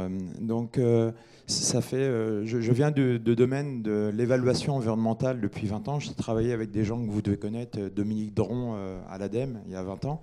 Et j'ai l'impression que les outils, ils existent là depuis très très longtemps. Alors moi, je suis plutôt de génération, on va dire, années 80, par rapport à ce qu'on a évoqué. Mais je reviendrai sur l'exemplarité qu'il faut avoir. Et je pense qu'en effet, on est quand même dans une bonne voie dans le Grand Ouest. Mais on voit qu'il y a, pour parler de la France, la région Est qui est en train d'être un peu abandonnée au niveau politique. On le voit au niveau des résultats aussi politiques. Et quand même, nous, dans l'Ouest, en exemplarité, je voulais évoquer le fait que chacun doit se poster vraiment radicalement de là où il se trouve. C'est-à-dire, même là, aujourd'hui, une conférence dans les années 80, on n'aurait pas 4 écrans géants avec de la lumière, avec des spots, avec du chauffage en plus. On aurait une conférence dans d'autres conditions. Et ça, c'est dur de se représenter, mais le problème de la radicalité, elle se trouve quand même à ce niveau-là. Il faut que nous-mêmes, on ne doit pas nous la poser, mais il faut que par nous-mêmes, on pense à ça dans chacun de nos actes, surtout que les finances, maintenant, sont quand même en voie de Donc vous de préconisez réduction. qu'on éteigne les lumières, c'est ça? Non, vous n'avez pas compris. Non, c'est une question de dosage. Une question de dosage et de gaspillage éventuel. Et dernière question, c'est, on voit bien que vous avez bien assimilé quand même un logiciel, un nouveau logiciel, mais combien parmi vos compères socialistes au niveau national ont la même culture que vous?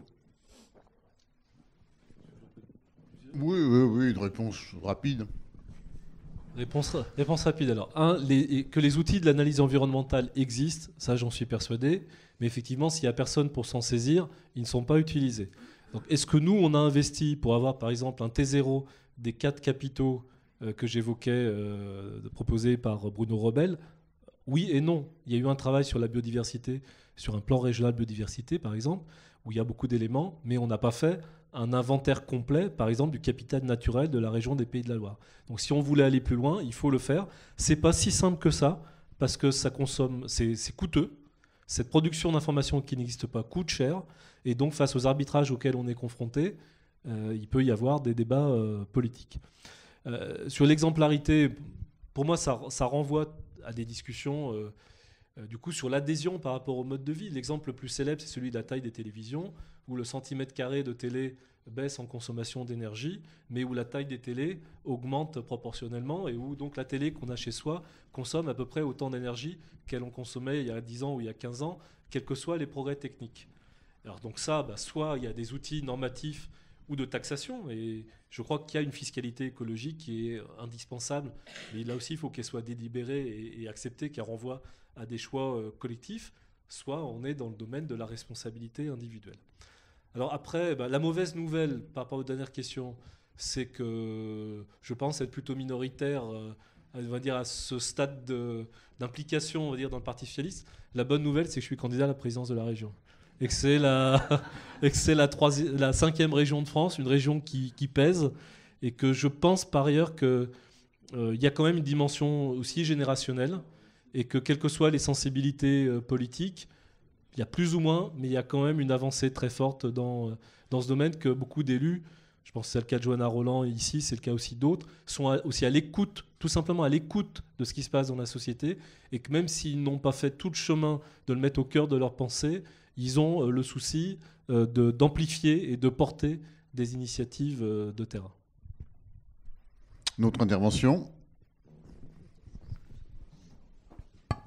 Oui, bonsoir. Je voudrais faire la remarque suivante. Je m'étonne que l'écologie soit appropriée par la gauche, pour des raisons sans doute surtout politiques et électoralistes, qui fait que des problèmes qui sont aujourd'hui, qui pourraient être capitaux pour nous, tels que Notre-Dame-des-Landes, tels que les gaz de schiste, tels que les pétroles en Arctique, qui sont l'avenir et qui sont pris par la Russie et on est absent, je pense que ça représente des milliers d'emplois. Vous pensez sans doute qu'on n'en a pas besoin. Interpellation claire, réponse qui ne sera pas moi, j'espère. Non, ce sera très, très, très simple. Alors, je peux revenir sur pourquoi je pense que l'écologie elle est au cœur d'un projet de gauche. Les exemples que vous donnez, moi j'ai des positions très claires dessus. Je pense qu'on est dans un monde de raréfaction des ressources naturelles et notamment des hydrocarbures, que l'utilisation toujours plus intensive d'hydrocarbures, toujours plus difficile d'accès, et un gaspillage d'argent et une destruction de la biodiversité des espaces naturels. Il n'y a qu'à voir ce que c'est au Canada ou ailleurs aux États-Unis, un champ à ciel ouvert d'exploitation des gaz de schiste. Je pense que ça ne fait que différer la question et donc que c'est un puissant sédatif.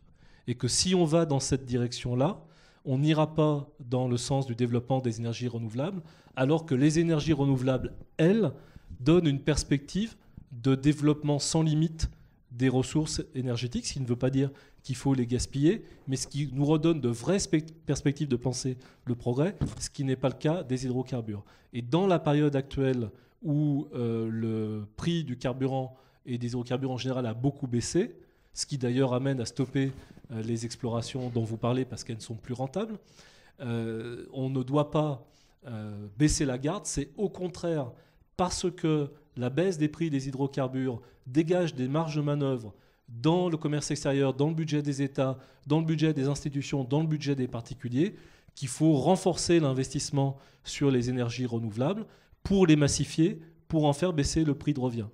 Je donne juste un chiffre. En France, les premiers parcs éoliens en mer ont été sortis autour de 200 € du kilowattheure. On est déjà à 130 en mer du Nord. Et l'éolien terrestre et certains secteurs du photovoltaïque sont aujourd'hui quasiment concurrentiels avec l'électricité d'origine nucléaire, alors que dans le prix de l'électricité d'origine nucléaire, tous les coûts du nucléaire ne sont pas intégrés, notamment les coûts des stockages ad vitam aeternam et les coûts de démantèlement des centrales. Donc, je pense que par ailleurs, les énergies renouvelables en Pays de la Loire, on a la chance de savoir développer une filière industrielle génératrice de très nombreux emplois dans le domaine des énergies marines renouvelables. Et donc, on est en capacité à la fois de rechercher par la massification un modèle économique pour les énergies renouvelables et à la fois nous positionner à partir de nos savoir-faire, de notre socle industriel, dans une stratégie de diversification de notre tissu qui permet de créer des emplois durables et des emplois pour tous. Donc je crois que cette question des énergies renouvelables, on est vraiment dans un jeu gagnant-gagnant. Et pour terminer, je rappelle qu'aux États-Unis, et c'est là où ils sont malins, c'est que pendant qu'ils investissaient massivement sur l'exploitation des gaz de schiste, ils investissaient aussi massivement sur les énergies renouvelables, que ce soit le solaire, que ce soit l'éolien terrestre, ou de la veille sur l'éolien en mer. Donc nous ne sommes pas aux États-Unis, nous n'avons pas des centaines de milliers de kilomètres carrés quasiment vierges à des kilomètres et des kilomètres des villes ou de nos patrimoines culturels ou naturels. Donc je ne crois pas que nous ayons à faire ces choix-là et je défends un positionnement très fort de l'Europe sur les énergies renouvelables et surtout dans la période actuelle, c'est le moment d'investir dans les énergies renouvelables. Oui, Jean-Philippe Magnin, je suis vice-président écologiste donc à la région. Alors pour que ce soit clair, puisque tu as dit que tu étais candidat à la présidence de la région, j'ai été tête de liste en 2010 de la liste C'est pareil que tu as évoqué qui était écologiste et je ne serai pas candidat en 2015, donc je m'exprime aussi dans l'optique de débat de fond et ce n'est pas un débat électoral avant la date, hein, soyons là très clairs. Mais ces questions-là, et d'ailleurs, puisque vous parliez des années 80, je pense que dans les années 80, un socialiste n'aurait pas répondu à cette question et ça aurait été uniquement un écologiste qui aurait pu répondre, puisque un socialiste n'aurait pas eu les éléments de réponse pour vous répondre, monsieur, malgré les divergences qui ont été exprimées par Christophe Clergeau. Donc à la limite, moi, sur ces réponses-là, je m'y retrouve. Par contre, si je reprends les 7 divergences que tu évoquais au début, parce que tu as évoqué plein de sujets, je vais essayer de serrer les choses et en évoquer 3. La première, entre la nature et l'homme, comme si on avait à faire le choix dans le privilège ou la préservation primaire que l'on doit choisir entre la nature et l'homme. Moi, je suis désolé, cette entrée-là n'est pas la bonne. Aujourd'hui, quand on lutte pour la préservation de la planète, on lutte pour la préservation des droits humains et de l'existence. Si elle se dégrade à un point qui est évoqué par certains experts, cette planète, elle ne pourra plus préserver les droits humains et l'existence humaine sur la planète. Donc, opposer ceux qui seraient pour privilégier la protection de la nature d'un côté et ceux qui seraient pour un humanisme de l'autre, qui seraient privilégiés avant de penser à la question naturelle, je pense qu'on ne pose pas la bonne question. Elle ne se pose plus aujourd'hui. De la même façon que ne se pose plus la question de croissance ou décroissance. Quand on a un modèle de développement, et tu as parlé du modèle de développement pour du bien-être, qui aujourd'hui provoque une situation où il nous faudrait 3 planètes comme la nôtre pour supporter le modèle de développement des pays du nord du monde, et ce n'est pas des écologistes qui le disent, ça, et que par ailleurs, dans les pays du Sud, il y a plus de 2 milliards de gens qui gagnent moins de $2 par jour, la question de la croissance et de la décroissance, elle ne se pose pas. C'est effectivement le modèle de développement équilibré dans le monde qui va se poser. Et là, c'est pour ça que 2 de ces divergences-là, elles sont des postures politiques. Alors peut-être elles sont portées depuis des décennies de part et d'autre dans le fait de cliver entre nos mouvements politiques. Et peut-être sans doute que par les réponses, autant on fait les constats et on peut les partager, je pense que ce que je viens de dire, tu le partages, autant peut-être dans le comment et dans les réponses, on a un certain nombre de divergences.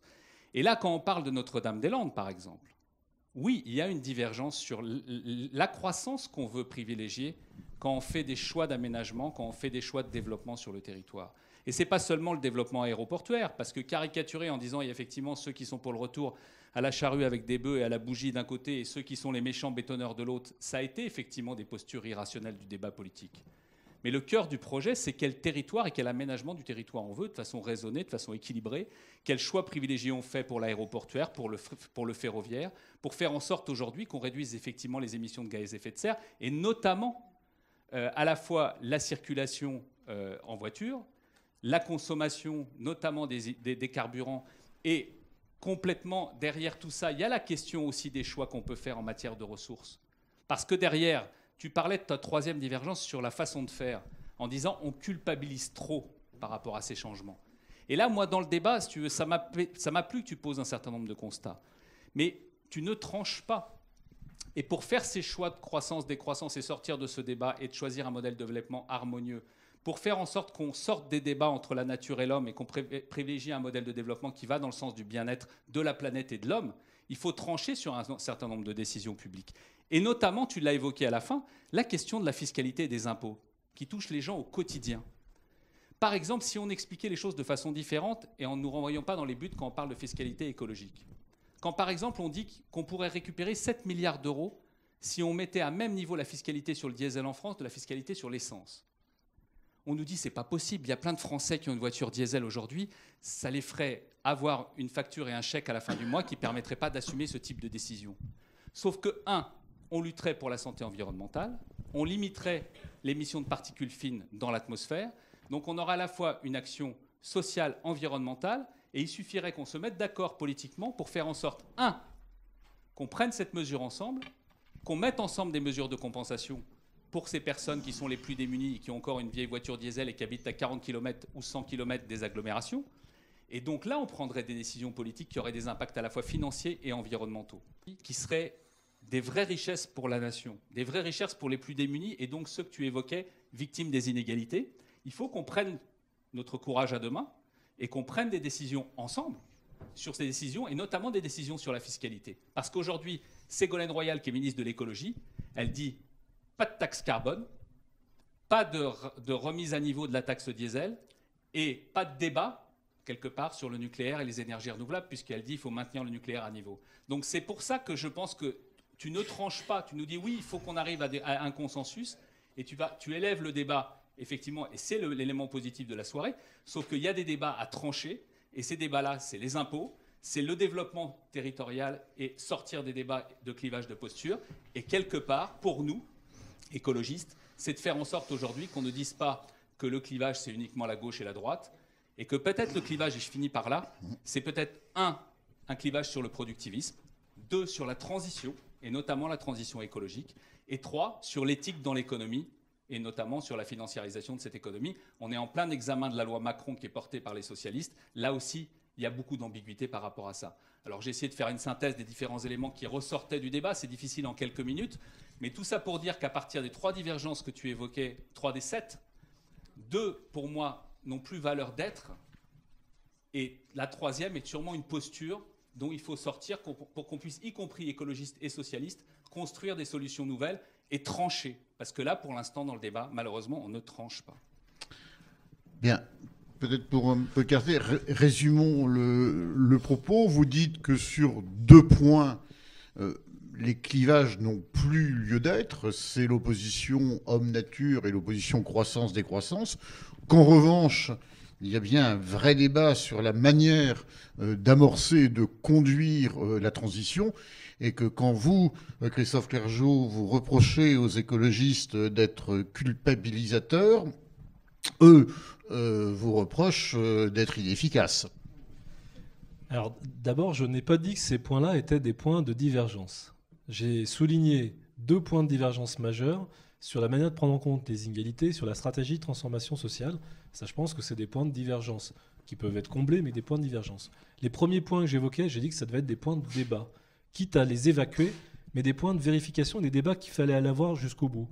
Parce que si on prend la question nature et humanité, la période dans laquelle, au nom de la nature, on constituait en Afrique, par exemple, des très grands parcs de protection dont les populations autochtones étaient totalement exclues, voire éliminées, n'est pas si lointaine que ça. Une partie des erreurs a été rectifiée. Est-ce qu'elles ont toutes été rectifiées ? Pas forcément. Donc ce n'est pas le débat strictement français, c'est effectivement un débat plus global, plus large. Et c'est pour ça que je ne dis pas que c'est un désaccord entre socialistes et écologistes en France, mais que c'est un débat qu'il faut traiter jusqu'au bout.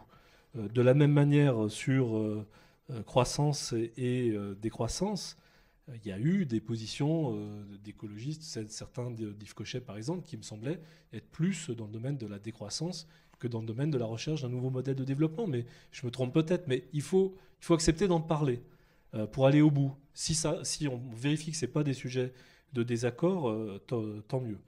Alors, je rebondis sur la question de la transition écologique et la question du diesel. La transition énergétique, je sais ce que c'est, tel qu'on l'a en tout cas défini en Pays de la Loire. C'est un scénario pour atteindre le facteur 4 en 2050. Ça, je sais ce que c'est. La transition écologique, pendant longtemps, je n'ai pas compris ce que c'était. Et d'ailleurs, Jean-Philippe en est témoin, je me suis battu contre le fait qu'on utilise ce terme-là à la région. Après, j'ai pris le temps de réfléchir, et je me suis dit, s'il y avait une transition, c'était pour aller d'un point A à un point B. Donc il fallait être capable de dire où on voulait aller, quel était le point B. Et pour moi, une partie de la réponse, c'est les objectifs régionaux de développement durable, qui sont certes imparfaits, mais qu'on a écrits ensemble, qui fédèrent aujourd'hui de très nombreux réseaux dans la région des Pays de la Loire, et qui permettent d'avoir une vision commune de ce qu'on veut atteindre. À ce moment-là, la question de comment on l'atteint, quelles sont les étapes, qu'est-ce qu'il faut faire, devient intéressante, et il faut rentrer complètement, effectivement, dans un projet de transition écologique qui s'appuie sur des objectifs de développement durable qui ont été choisis collectivement sur un territoire donné et qui tiennent aussi compte de son histoire. Puis sur le diesel, moi je ne suis pas contre augmenter le prix du diesel. Simplement, je pose une question, c'est que comment est-ce qu'en gros ce que dit Éloi Laurent, c'est que si on veut réellement pouvoir traiter les questions écologiques en abordant de pair la question des inégalités, il faut mutualiser la prise en charge collective des risques écologiques. Donc en filigrane, il dit quoi ? Il dit on ne peut pas renvoyer le risque d'inondation de quelqu'un qui habite à un endroit donné sans forcément l'avoir choisi, il y a des cas où il l'a choisi, à l'assurance individuelle. Ce n'est pas possible, parce que ce sont des risques collectifs, des risques socio-techniques. Il n'y a pas de risque d'inondation. Il y a un moment ou un autre eu des acteurs publics qui ont décidé d'urbaniser un territoire qui n'aurait pas dû l'être. De la même manière, l'augmentation du prix du diesel, c'est bien, mais où est la réponse collective ? Si la réponse collective, c'est simplement... est-ce qu'on peut en même temps, en gros, dit autrement, vieux débat, développer les transports collectifs pour permettre à ceux qui paieraient plus cher le diesel de moins ou plus utiliser leur voiture? On sait que ce n'est pas si simple que ça. Donc quelle est la bonne manière de gérer collectivement ça? Est-ce que c'est la taxe sur les consommations? Est-ce que c'est l'impôt sur le revenu? Est-ce que c'est l'impôt sur le patrimoine? Voilà, la taxation écologique n'est pas forcément liée aux consommations qui amènent du dégât. Parce que soit l'objectif de la taxe est de dissuader les comportements, et dans ce cas-là, il faut clairement l'assumer comme tel, et elle a une justification comme telle, soit l'objectif de la taxe, c'est de dégager des ressources pour financer des politiques publiques, et à ce moment-là, il n'y a pas forcément de lien, parce que il y a quand même un paradoxe qu'il va falloir traiter, c'est que, imaginons, je vais un peu caricaturer, hein, vous m'en excuserez, mais si on bascule toute la fiscalité sur, par exemple, le diesel, ça a un effet incitatif négatif et que plus personne n'a de diesel. Non, mais évidemment, c'est pour ça que je dis avant que je vais caricaturer. Non, mais on voit bien, y compris aujourd'hui, la région qui est financée par la taxe sur le pétrole, alors qu'elle est censée développer les transports collectifs. Donc il y a un moment où il faut avoir une fiscalité qui est en rapport avec ce qu'on veut faire. Donc soit elle est dissuasive et assumons-la comme telle, soit elle est là pour financer des efforts collectifs et mutualisés, et à ce moment-là, il faut qu'elle soit adaptée. Et c'est pour ça que j'insiste, cette question de l'articulation entre inégalité et écologie, elle amène par exemple à penser différemment la question de la fiscalité adaptée pour construire un monde social écologique. Ce n'est pas forcément la punition des comportements les plus négatifs qui permet le mieux et le plus durablement de dégager les ressources pour prendre en charge collectivement les politiques publiques nécessaires pour amorcer un autre projet de développement. Donc ça, c'est un point de débat qu'il faut complètement creuser. Une autre intervention. Oui, merci. Aymeric Sasso, élu régional communiste. Vous ne visez pas la présidence de la région. Je ne vise pas vous la non plus. présidence de la région, Bon. sauf breaking news demain matin. Mais on n'est pas là pour en discuter. Puisque Jean-Philippe a fait état de la loi Macron et que Christophe vient de conclure sur les inégalités, le lien entre les inégalités et l'écologie, je vais reprendre une de ses citations dans le bouquin. On ne peut pas se contenter, je crois, c'est ce que tu dis Christophe, de l'alternance entre le pareil et le même. Et c'est malheureusement une part de ce que vivent en ce moment les Français avec l'alternance au niveau national. Tout ça pour dire que Jean-Philippe nous a parlé pendant des années de mandat de coopération conflictuelle. Je crois qu'on est en train de muter vers un espèce de conflit. Peut-être qu'il faudrait qu'il soit coopératif à gauche, mais qu'en tout cas, les débats, en prenant du recul et en mettant le focus sur un certain nombre de questions, sont certainement utiles. Moi, je retiens du livre que ça part souvent très fort quand il s'agit de récits collectifs, ça revient beaucoup, nouveau, quand il s'agit d'imaginaire, quand il s'agit de valeurs contre valeurs. Et qu'au fond, je rejoins un peu ce que disait Jean-Philippe à l'instant sur l'idée qu'il y a pas mal de constats, que ça aide à réfléchir, à prendre du recul, et qu'on a du mal à les trancher. Mais je crois que ce débat sur le nouveau récit collectif et finalement le nouvel imaginaire de la gauche, c'est une brûlure à gauche, et je crois que c'est une brûlure pour tous les républicains. Christophe citait Gramsci à l'instant. Moi, il y a une phrase qui tourne en boucle, qui est très connue de Gramsci, c'est « Le vieux monde se meurt, le nouveau tarde à naître, et dans le clair-obscur s'agitent les monstres ». Je crois qu'il n'est pas nécessaire de rappeler à quels événements ça peut nous renvoyer. Alors oui, il faut trancher les débats, mais quand on est dans cette situation-là d'invention d'un nouveau récit collectif, on a du mal à les trancher dans le moment, malgré les urgences imposées par la crise économique, par la crise écologique. Et je crois que les débats, nos débats ici, ils se fracassent bien souvent sur les expériences vécues. J'en prends qu'une, mais les licenciements à la Saïta juste à côté, on peut aller leur parler pendant longtemps de tout ça. Quand il y a 1,6 million de CICE, donc d'argent public qui finance 327 licenciements ici, les débats s'arrêtent et il y a urgence donc à engager non seulement un récit national nouveau, mais engager des réponses concrètes quand on a connu la situation que Christophe a suivie et moi aussi de très près, où on a un refus de parler aux élus locaux, etc. Donc il faut aussi regarder sur quoi on peut se heurter. Parler de la CEITA, c'est aussi parler de la santé publique, parce qu'il y a un centre de recherche à Bergerac, donc sur la santé, les effets du tabac, etc. C'est pour ça que je pense, moi, que la crise écologique et la crise financière se nourrissent. De fait, il y avait une question, une interpellation tout à l'heure. Erwan Lecoeur dit dans le bouquin, l'avenir est pas au bout de le bonheur n'est pas au bout de la carte bleue, mais le malheur en ce moment est bien souvent dans les salles de marché. Donc, si on fait ce constat-là ensemble, il n'y a pas d'avenir pour la gauche sans les écologistes, et je crois qu'il n'y a pas d'avenir pour les écologistes sans ces constats à gauche. Je vais très vite sur deux ou trois points pour... oui, enfin, peut-être pas 2 ou 3. Bon, alors je vais très vite. Peut-être 1. Progrès technique, gain de productivité, où sont passés les effets positifs si on veut être sur un nouveau récit de progrès. Gardons-nous des caricatures sur productivisme et non-productivisme. À mon avis, il y a modèle de développement et réponse aux besoins humains et écologiques.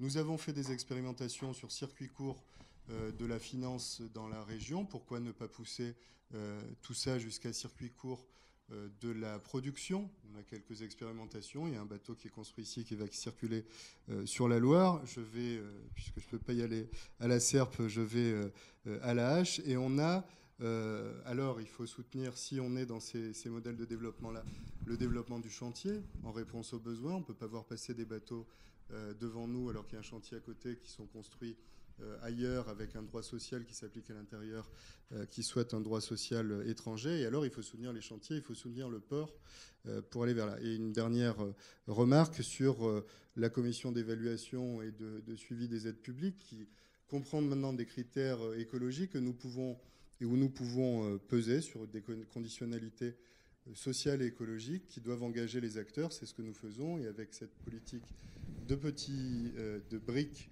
et avec la visée de construire ce nouveau récit national positif que nous avons à construire, on pourrait avancer. Oui. Les mots et les choses, en quelque sorte.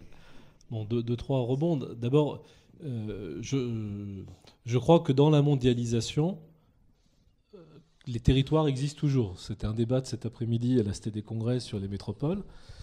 Et je crois que l'ouest de la France, Bretagne, Pays de la Loire, est un espace d'interdépendance qui peut défendre son modèle social pour développer des richesses tout en valorisant le lien social, la dynamique de coopération et la qualité de vie, et être aussi inséré dans la mondialisation. Pourquoi je dis ça? Parce que oui, les circuits courts de la finance, c'est intéressant, parce qu'on mobilise au plus près de chez soi des ressources qui existent pour mener des projets de développement économique qui ont du sens, qui sont créateurs d'emplois et qui peuvent être créateurs de bien-être. Donc ça contribue à la mobilisation d'une population dans la maîtrise de son avenir et de son destin collectif. Et ça renforce la capacité à se défendre pour ne pas être dépendant, notamment de circuits financiers mondiaux, dans le développement économique que l'on souhaite mener à bien. Mais, il y a quand même un mais, mais les bateaux qu'on produit ici, on les vend au monde entier. Mais les avions qu'on produit ici, on les vend au monde entier. Mais la production agricole des Pays de la Loire, elle est à 78% commercialisée ou transformée en dehors des Pays de la Loire. Et donc, je crois que là aussi, j'ai beaucoup insisté tout à l'heure sur le « ou » et le « et », et je crois au « et » je ne crois pas au « ou ». Ça vaut aussi pour l'articulation du local et du global. C'est-à-dire, oui, je crois à des territoires qui se musclent, qui se renforcent, qui travaillent démocratiquement, collectivement, et qui défendent leur modèle dans la mondialisation, et qui défendent dans la mondialisation des règles qui ne soient pas les règles actuelles. Mais je ne crois pas au repli local.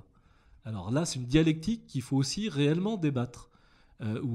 Parce qu'elle je ne l'ai pas cité dans les ambiguïtés, mais elle est dans les ambiguïtés. Qu'est-ce qu'on peut localiser? Qu'est-ce qu'on peut relocaliser? et qu'est-ce qui est nécessairement dans les flux de la mondialisation. Et ce n'est pas sans rapport avec le débat sur Notre-Dame-des-Landes. Puis l'autre point, je vais citer juste ce que dit rapidement Éloi Laurent sur les mécanismes de notre monde social et écologique. Il dit « L'inégalité accroît inutilement un besoin ». On voit bien, plus il y a d'inégalités, plus il y a une envie de s'aligner sur ceux qui sont les plus riches et les plus prospères et des niveaux de consommation excessifs. L'inégalité accroît l'irresponsabilité écologique des plus riches. L'inégalité qui affecte la santé des individus amoindrit la résilience sociale, écologique, la résilience collective des sociétés, affaiblit leur capacité d'adaptation. L'inégalité entrave les capacités d'action collective susceptibles de préserver les ressources naturelles, parce que la pauvreté désorganise et démobilise les communautés humaines. L'inégalité réduit la sensibilité des plus modestes aux enjeux environnementaux et la possibilité de compenser les éventuels effets régressifs des politiques environnementales. Derrière chaque crise écologique se profile une crise des inégalités, et derrière chaque crise des inégalités peut se cacher une crise écologique. Donc moi je crois qu'on peut être d'accord là-dessus à gauche, mais ça implique de trouver une ligne de crête qui est extrêmement difficile entre des questions de production de richesse, des questions d'emploi, des questions de rémunération, d'accès aux biens communs, à l'éducation, à la santé, aux services publics, et des questions de territoire, de protection des ressources naturelles, de lutte contre le changement climatique, etc. Et c'est ça pourquoi je dis qu'il ne peut pas y avoir de gauche sans à la fois écologiste et communiste, parce que pour penser ça globalement, on a besoin, je pense, de l'histoire et de la tradition des uns et des autres, mais dans la recherche d'un chemin commun dans lequel on accorde la même attention à la question des inégalités et de la manière dont se répartissent les richesses qu'à la question de la limitation des ressources et de la protection de la biodiversité ou du rétablissement des équilibres écologiques. Et c'est ça, pour moi, l'enjeu pour la gauche aujourd'hui. C'est de construire cette capacité à penser simultanément ces deux tensions dans notre corps social. Comme dit l'Évangile, il y a plusieurs demeures dans la maison du Seigneur. Qui réclame la parole? Oui. Oui, bonsoir. Jean-Pierre Leroy, membre du Conseil de développement. Je suis un scientifique. Je ne suis pas candidat à la présidence de la région, mais donc je m'intéresse aux questions scientifiques. Et je n'ai pas lu votre livre encore pour l'instant, mais par contre, il y a 2 ans, j'ai lu une étude intéressante qui s'appelle « Les défis énergétiques des pays de la Loire », qui a été réalisée par le Césaire, et qui est une étude prospective des besoins énergétiques à l'horizon 2020-2025. Et on s'aperçoit en lisant cela que le déploiement des énergies renouvelables sur la région à l'horizon 2020-2025 permettront tout juste de compenser les besoins énergétiques supplémentaires nécessaires pour les apports de population et la croissance. Donc vous disiez tout à l'heure que le facteur 4 des émissions de gaz à effet de serre était atteignable à l'horizon 2050. Personnellement, en lisant cet ouvrage, je n'y crois pas. Alors, cet ouvrage, il précède le débat et l'élaboration de la stratégie régionale de transition énergétique.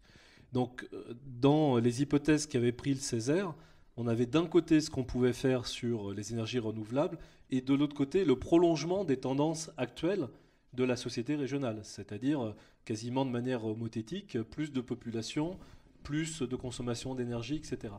Ce qui est nouveau dans le travail qui a été fait collectivement de diagnostic et de stratégie de transition énergétique, c'est qu'on a repris l'ensemble des leviers, l'ensemble des facteurs qui concourent donc à l'émission de gaz à effet de serre et à la consommation d'énergie, et l'ensemble des leviers qui permettent de peser. Donc évidemment, pour réussir le facteur 4 en 2050, il faut à la fois développer des énergies renouvelables, il faut à la fois modifier les modes de déplacement, il faut à la fois intervenir sur le bâti, il faut à la fois jouer sur les comportements individuels, il faut à la fois continuer à faire évoluer les modes de production, et je dois oublier des éléments. C'est une stratégie d'ensemble qui joue sur tous les facteurs. Et le Césaire a participé à l'élaboration de la stratégie régionale de transition énergétique. Il y a un nouveau rapport du Césaire tout récent sur la TRIA, donc la troisième révolution industrielle et alimentaire, sur justement comment le monde économique se saisit de cette stratégie régionale de transition énergétique pour réorienter ses modes de production ou faire évoluer son rapport à l'énergie ou à la consommation de matières premières. Donc ce chemin d'ici à 2050, il sera extrêmement exigeant. Et le plus difficile n'est peut-être pas dans les premières années, puisqu'on entame un bouleversement, et y compris l'idée que 50% de mémoire, oui, 50% de l'électricité consommée en région viendra des énergies marines renouvelables en 2050. Aujourd'hui, c'est zéro. Donc on voit la trajectoire qu'il faut faire. Moi, je pense que cette trajectoire, elle est crédible. En tout cas, c'est une trajectoire sur laquelle se sont retrouvés tous les acteurs après de très nombreux travaux, de groupes de travail, des éclairages très divers. Donc moi, je vous incite, et on pourra en discuter, à vous plonger dans le diagnostic de la SRTE et les scénarios qui ont été mis en place pour pouvoir rediscuter de est-ce qu'on est capable, en jouant sur tous les touches du piano, d'atteindre cet objectif de facteur 4 en 2050, qui est, il est vrai, un objectif ambitieux. Oui. Oui, bonjour. 3 questions à Christophe. On a travaillé ensemble sur les indicateurs de richesse, j'y reviendrai un petit peu, mais ma première question, c'est par rapport aux inégalités, justement, puisqu'il faut bien marcher sur les 2 pieds, le social et l'environnemental.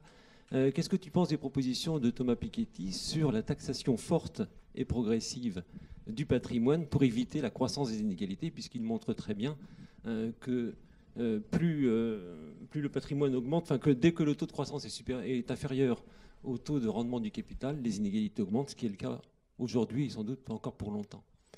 La deuxième question, c'est par rapport aux indicateurs de richesse, justement, sur lesquels on a pas mal travaillé ensemble. Moi, prendre les indicateurs de richesse comme un élément objectif d'évaluation, c'est bien difficile, puisqu'ils sont par définition subjectifs. Et est-ce qu'aujourd'hui, compte tenu de la situation environnementale, et je fais référence au dernier rapport de l'Université de Stockholm sur le dépassement des limites de la planète, le dépassement des 9 frontières, est-ce que ce n'est pas des indicateurs de seuil qui sont fondamentaux ? Les indicateurs qui sont déjà dépassés aujourd'hui, dit Stockholm, c'est le climat, mais ça on le sait, c'est les déversements de phosphore et d'azote dans les océans et dans les cours d'eau, et c'est la biodiversité génétique et fonctionnelle. Alors, le temps qu'on fasse le T0 de la biodiversité de la région, elle sera sans doute par terre. Donc, eux disent, c'est pas possible de faire un T0, mais par contre, on peut mesurer la vitesse de dégradation de la biodiversité. Il y a pas mal d'éléments dans les rapports qui ont déjà été faits par la région, et ce qui nous incite d'ailleurs à mettre un accent presque, je dirais, absolu sur la protection de la biodiversité et des espaces encore disponibles, référence à Notre-Dame-des-Landes. Et enfin, tu as dit que les énergies renouvelables pourraient être développées sans limite. Là, j'aimerais que tu nous expliques comment, parce que les énergies renouvelables ont besoin de matériaux, de métaux, de terres rares, qui elles-mêmes sont limitées. Bien, alors, on va prendre les questions dans l'ordre. La première porte sur la taxation du patrimoine pour réduire les inégalités, ou du moins pour éviter qu'elles ne continuent à s'accroître. Donc, moi, sur le fond, je suis d'accord, et depuis longtemps, avec les thèses de Piketty. Une des maladies du pays, c'est la rente. Et les sociétés les plus ouvertes et les plus démocratiques sont celles où la possibilité d'accumuler la rente est limitée. Donc, simplement, ce que je n'ai pas encore trouvé, c'est la martingale pour faire partager cette conviction dans la société française qui, et on en connaît les racines, hein, le rapport à la terre et la propriété individuelle comme élément fondateur du combat républicain et donc de la fondation de la modernité de notre pays, est un obstacle majeur à cette question. Mais je crois que ça devrait être la responsabilité des uns et des autres de la poser et de faire vivre le débat. Et sachant, alors c'est là où ce que dit Éloi Laurent est extrêmement puissant, c'est le simple fait qu'il y ait aujourd'hui, comment dire, personne aujourd'hui n'accepte, excusez-moi, je reprends ça autrement, des gens qui ne sont pas concernés par la taxation du patrimoine sont prêts à se mobiliser de manière très forte pour défendre la possibilité pour eux ou pour leurs enfants d'accumuler plus tard un niveau de capital élevé. Et ça, c'est une réalité presque anthropologique, institutionnelle, très puissante dans ce pays. Alors que la tradition aux États-Unis, par exemple, dans un pays plus libéral aussi, est plutôt de la responsabilité individuelle d'en créer de la richesse de son vivant et que chacun, même si ce n'est pas la réalité aux États-Unis, redémarre sur la même ligne de départ pour la génération suivante. Donc évidemment, ce n'est pas la réalité, puisque ce qui a été publié récemment sur les 1% de personnes dans la planète qui possédaient dans 2 ans, je crois, plus que 99% des autres, les États-Unis sont un des exemples de l'accumulation capitalistique, y compris quand Bill Gates livre toute sa fortune, il laisse quand même, je crois, un peu plus d'1 milliard à chacun de ses enfants. Mais c'est un vrai sujet, parce que cette question de l'accumulation de la rente, elle explique aussi le prix de l'immobilier en France, elle pose des problèmes de mobilité, elle génère un type de rapport aux objets et aux biens matériels qui pose question. Deuxième question, les indicateurs de richesse. Oui. Ouais. Alors, d'abord, tous les indicateurs de richesse ne sont pas subjectifs. Et c'était d'ailleurs un des enjeux de leur trouver un mode d'objectivation pour qu'ils puissent être un support de débat public, y compris qu'ils puissent être partagés avec d'autres territoires pour permettre un dialogue et un échange. Ensuite, il y a eu un travail sur les indicateurs, mais il faut qu'on l'affine. On a défini des objectifs de développement durable. Il faut qu'on les traduise en objectifs plus précis, suivis par des indicateurs eux-mêmes adaptés. Et je dis clairement dans le livre que pour le moment en région, on s'est arrêté au milieu du gué et qu'on n'est pas allé assez loin dans ce que tu décris, c'est-à-dire dans la capacité à traduire la direction qu'on veut prendre en objectifs précis et donc en action et en indicateurs collectifs. Alors, que certains indicateurs puissent être des seuils, je pense que de toute façon, ne serait-ce que comme signal d'alerte, c'est sûrement utile. Après, il faudrait discuter ce que sont des seuils absolus. Enfin, j'ai lu les articles sur le rapport que tu évoques, mais j'en ai pas la compréhension intime. Donc j'aurais du mal à aller beaucoup plus loin. Après, est-ce que les énergies renouvelables sont infinies? Alors, oui et non. Mon discours était une forme de raccourci. Mais le solaire, on peut penser que, en tout cas, il est considérablement sous-exploité et que les modes, je ne trouve plus le mot que je voulais utiliser, frugaux d'utilisation du solaire, sont extrêmement importants et assez peu consommateurs, en tout cas pas de matériaux rares. Et même bien sûr, il y a des matériaux, mais quand on a les systèmes développés par Systovi, par exemple, d'intégration dans le toit et de réelles triple fonctionnalité, c'est-à-dire du photovoltaïque produisant de l'électricité, du thermique produisant de la chaleur et des systèmes de ventilation, permettent d'avoir un rendement énergétique très élevé avec une consommation de matière finalement relativement faible. Donc peut-être que rien n'est absolument inépuisable, mais on est sur des horizons qu'on est très très loin d'avoir saturé. Et donc ça redonne une perspective de projet collectif dont on n'a pas exploré totalement les limites. Et derrière, c'est là où je suis peut-être encore un peu productiviste, ou un peu naïf, peut-être. C'est que... Comment ? C'est synonyme. Peut-être. C'est que